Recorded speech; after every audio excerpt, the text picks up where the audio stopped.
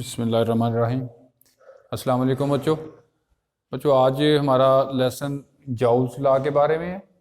ये आपके 10th class की फ़िज़िक्स यूनिट नंबर 14 का एक अहम टॉपिक है। तो आप लोगों ने इस लेक्चर को शुरू से एंड तक देखना है और देखेंगे तो आपको इस लेसन की समझ आ जाएगी। और आपने एंड पे अगर फिर भी समझ नहीं आती है तो कमेंट सेक्शन में जाके अपने सवालात जो है पोस्ट कर देने हैं, तो उनके जवाबात भी आप लोगों को दे दिए जाएंगे। तो जाउल्स लॉ, जाउल्स जो वो एक साइंटिस्ट का नाम है।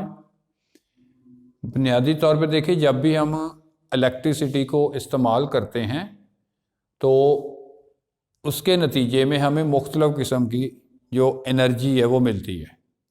यानी बिजली को इस्तेमाल करके हम फ़ैन भी चला सकते हैं, बिजली को इस्तेमाल करके हम लाइट्स भी ऑन कर सकते हैं, बिजली को ही इस्तेमाल करते हुए हम हीटर्स से हीट एनर्जी हासिल करते हैं, या इसी तरह बड़ी बड़ी मोटर्स और भी बड़े बड़े सिस्टम जो है वो हम इससे ऑपरेट करते हैं। इसका मतलब हुआ कि इलेक्ट्रिसिटी से जो आपको एनर्जी यानी जो इलेक्ट्रिकल एनर्जी हासिल हो रही होती है उसको हम मुख्तलिफ अपनी ज़रूरियात के लिए इस्तेमाल कर रहे होते हैं। तो जाउल्स ने इस चीज़ की वजाहत की थी कि ये किस तरह से इलेक्ट्रिकल एनर्जी आपको हासिल होती है। जाउल्स ये कहता है कि जिस तरह अगर हम हाइडल पावर यानी डैम की एग्जांपल ले लें तो उसमें पानी को जब हायर ग्रेविटेशनल पोटेंशियल एनर्जी के साथ यानी ज़्यादा बुलंदी से गिराया जाता है तो लो पोटेंशियल की तरफ तो टरबाइन को घुमाती है। जब वो टरबाइन को घुमाएगी तो नतीजे के तौर पे जनरेटर ऑपरेट होगा, और जनरेटर जब ऑपरेट होगा तो वो इलेक्ट्रिकल एनर्जी आपको डिलीवर करेगा। यानी ग्रेविटेशनल पोटेंशियल एनर्जी जो थी, जो पानी की वजह से थी, उससे आपको इलेक्ट्रिकल एनर्जी हासिल हो गई। बिल्कुल इसी तरह से ही कि जब हम इलेक्ट्रिक चार्जेस को हायर इलेक्ट्रिक पोटेंशियल से लोअर इलेक्ट्रिक पोटेंशियल की तरफ, यानी ये बैटरी में देखें ये हायर इलेक्ट्रिक पोटेंशियल लेवल है, ये लोअर पोटेंशियल है, हायर लेवल से लोअर लेवल की तरफ फ्लो करवाते हैं तो नतीजे के तौर पे एक्सटर्नल सर्किट के अंदर जो वो करंट डिलीवर करेगी, और उस करंट के रास्ते में अगर हम कोई रेजिस्टेंस या कोई लोड वगैरह जो है वो अप्लाई कर दें, यानी लोड से मुराद है कोई बल्ब लगा दें, कोई मोटर लगा दें, कोई पंखा लगा दें, या कोई ऐसी कोई और चीज़ जो भी मशीन आपकी बिजली से चल रही है यानी इलेक्ट्रिसिटी से चल रही है वो लगा दें, तो नतीजे के तौर पे जिस तरह से ग्रेविटेशनल पोटेंशियल एनर्जी ने आपको इलेक्ट्रिक एनर्जी डिलीवर की थी, यहाँ इलेक्ट्रिक एनर्जी जो होगी वो आपको आपकी मतलूबा काम करने में हेल्प करेगी। तो इसके लिए आपके सामने देखिए ये सर्किट जिसमें हमने एक ये बैटरी लगाई हुई है जिसका पोटेंशियल टर्मिनल पोटेंशियल जो V के बराबर है। इसको सर्किट में देखें, यहाँ ये एक इसके ऊपर मैंने लोड लगाया हुआ है जिसको एक बल्ब से शो किया गया है। तो जब यहाँ से चार्जेस जो है वो फ्लो करते हैं, यानी इसके पॉजिटिव टर्मिनल से इस रास्ते के थ्रू यहाँ से ऐसे ये हाई पोटेंशियल है और ये इस तरफ लो पोटेंशियल, ये हाई से ये लो पोटेंशियल की तरफ आ रहे हैं। तो नतीजे के तौर पे क्या होगा कि इस सर्किट में करंट पैदा होगा, इस एक्सटर्नल से करंट पैदा होगा।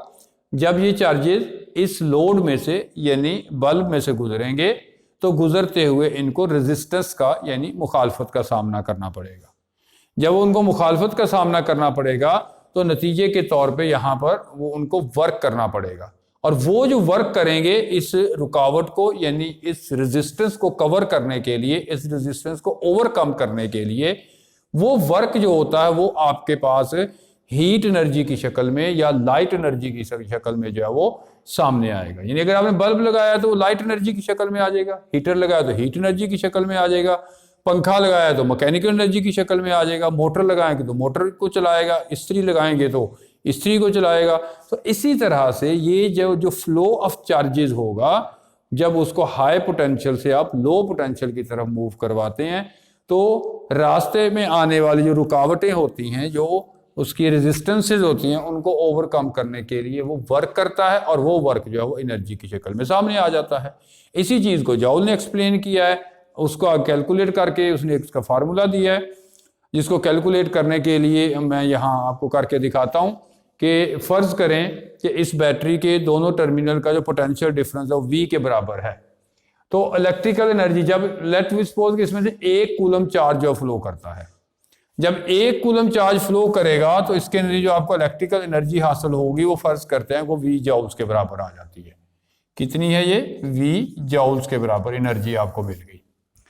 अब क्या है कि जाहिर है जब आपने सर्किट को चलाना, यहाँ से 1 कूलम चार्ज तो नहीं फ्लो करेगा, यहाँ से तो हंड्रेड्स कूलम या थाउजेंड्स कूलम्स के अंदर चार्ज जो है वो फ्लो करेगा।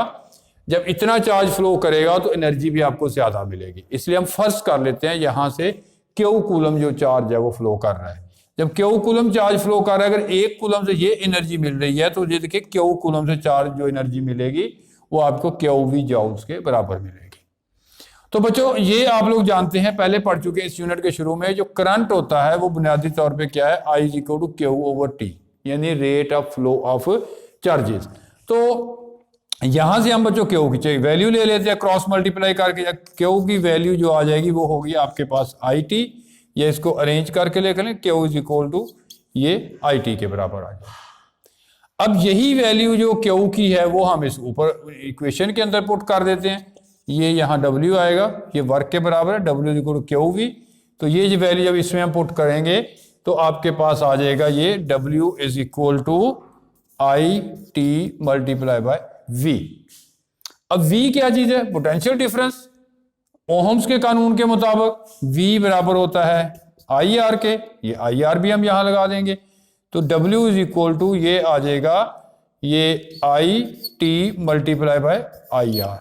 तो जब मल्टीप्लाई किया तो ये आ गया आपका W = I² RT। तो ये है बच्चों जॉल्स का कानून, जिसके मुताबिक हम किसी भी सर्किट से जब इलेक्ट्रिसिटी को पास करते हैं तो उसके नतीजे में जो इलेक्ट्रिकल एनर्जी आपको डिलीवर होगी जो हम कैलकुलेट कर सकते हैं।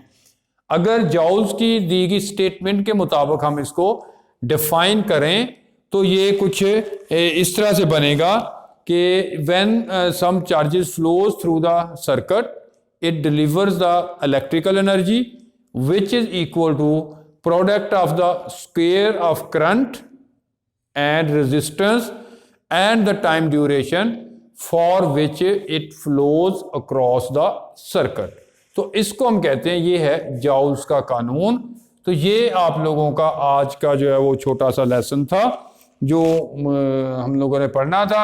उम्मीद है कि आप लोगों को ये लेसन जो है वो समझ आ गया होगा।